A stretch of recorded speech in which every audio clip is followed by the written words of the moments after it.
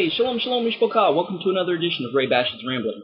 I'm your host, Rabbi Yehuda ben Shomer, and today I want to tackle very briefly an argument that anti-missionaries make in regards to the validity of the accounts of the divine and angelic visits of the apostles and even of Miriam, Mary, Yeshua's mother, and just kind of hopefully shed a little bit of light and bring a little balance to this argument. The argument goes that Judaism is the only religion where the divine presence shows up in front of thousands and thousands of people. And this is true because this occurred at Mount Sinai when the Torah was given to Moshe and to Bnei Israel, the children of Israel. And so there were just tons of witnesses. Not just Israel witnessed it, but the whole world witnessed it in the guise of Israel, but also the mixed multitude that was with Israel, who accepted the Torah along with Israel. There was at least one representative from every nation of the world at that time, according to the rabbis and sages. So yes, this is true. And so they try to say, well, how can the Torah, says that there has to be 2 or 3 witnesses.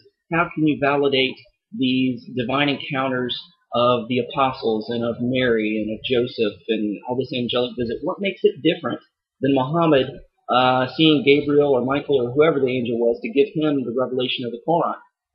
Well, if you are going to question the apostles and Miriam and Joseph and Rav Shaul, if you're going to question their divine encounters with either Yeshua, the post-resurrected Yeshua, or the angelic visits, then you must question the Tanak.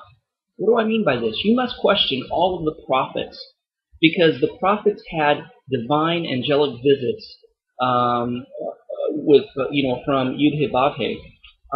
They either had angelic visits, or the word of the Lord came to them, or the Lord came to them in the guise of an angel or in the guise of some human form. We see this with Joshua. We see this with Gideon. We see this with Samson's parents. We see this with all of the prophets. And there wasn't 2 or 3 witnesses around to validate their experience. So if you're going to question the apostles and Mary and Joseph and Rav Shaul, then you're going to have to question and validate the claims of the prophets. So what makes the divine and angelic visitation of the prophets and the apostles, Miriam and Joseph and Rav Shaul, different from those of other religions who claim to have angelic visits and divine revelation? What makes it different from Muhammad? Simple. It just all boils down to the litmus test of the Torah. What the prophets experienced in their divine and angelic visitations and revelations, you can validate everything that was said with the Torah. Same with the apostles, and same with Miriam and Joseph and Rav Shaul. Their angelic visits and divine revelation can be backed up and validated through the Torah. Now, you had this divine visitation at Mount Sinai when the Torah was given at Mount Sinai to Moshe and to all of Israel in a mixed multitude. And that was witnessed in front of hundreds of thousands of people. This kicked off the prophets, the angelic and divine visitation and revelation of the prophets. So everything that the prophets experienced, you have to go back to Mount Sinai and validate everything through the Torah. If you can do that, then what the prophets said was true. In like manner, Shavuot, or Pentecost, was a repeat of that divine encounter and divine visitation at Mount Sinai, because Shavuot commemorates the giving of the Torah. So we see that the Ruach HaKodesh shows up at Shavuot, Pentecost, Acts chapter 2, and this too was witnessed in front of hundreds of thousands of people, not just believers, but those who weren't believers, because everybody heard the Torah, everybody heard the words of Elohim in their own tongue and their own language. So there was tons of witnesses to validate this, and this kicked off all the angelic and divine and prophetic visitations and revelations of the apostles and things of this nature. So, that's the difference.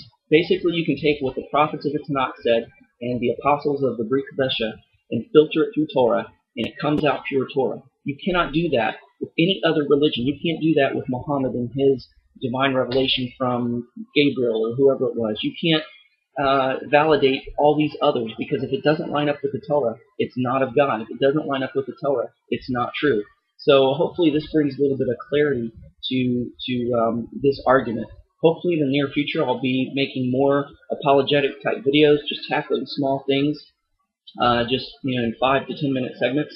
So hopefully that as we go through this together, we can combat the false arguments that are just so full of holes, and that's just as soggy as a wet cardboard box of the anti-missionaries.